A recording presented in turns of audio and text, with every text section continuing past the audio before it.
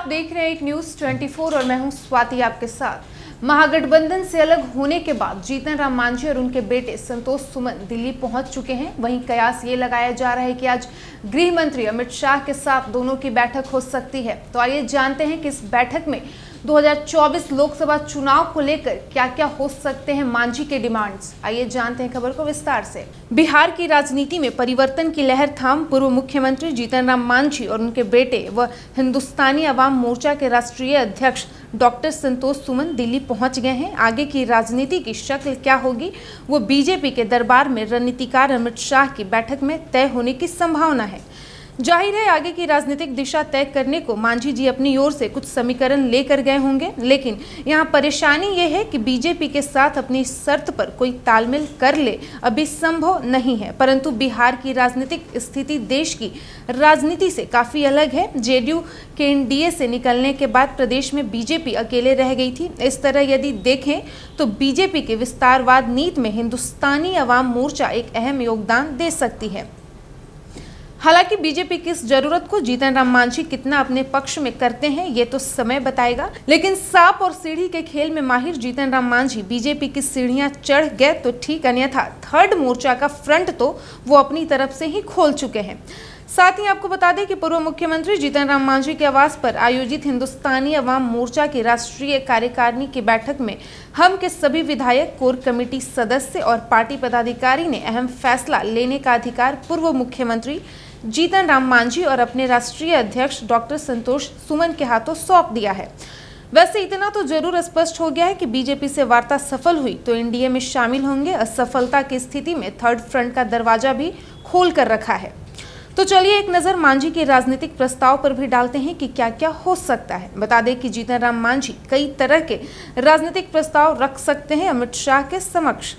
सबसे पहला बात करते हैं, राज्यपाल बन सकते हैं मांझी। जी आपको बता दें कि ये प्रस्ताव पहले भी मिला था, लेकिन तब वो पार्टी के राष्ट्रीय अध्यक्ष थे। राज्यपाल बनने पर उनकी पार्टी के बिखरने का संकट था। अब पार्टी के राष्ट्रीय अध्यक्ष डॉक्टर संतोष सुमन हैं और वो पार्टी को संभाल भी लिए हैं, इसलिए राज्यपाल के प्रस्ताव को स्वीकार कर सकते हैं जीतन राम मांझी। डॉक्टर संतोष सुमन का बतौर एमएलसी का भविष्य। महागठबंधन से अलग होने के बाद डॉक्टर संतोष सुमन का एमएलसी का पेंच फंसा है।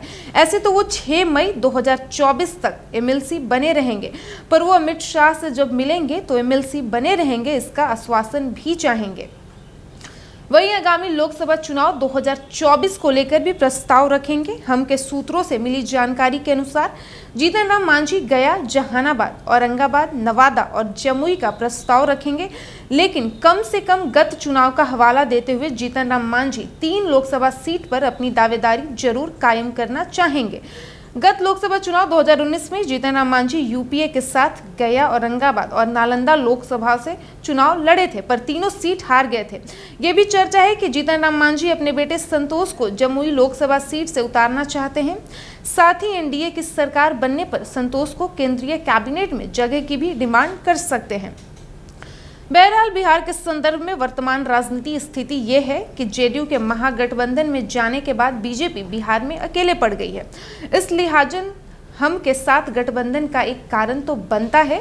दलित राजनीति के एक स्तंभ तो जीतन राम मांझी हैं ही, जहां 4% की राजनीति के वाहक हैं। ऐसे में बीजेपी को महागठबंधन से बराबर का टक्कर देना है तो एनडीए का विस्तार जरूरी है।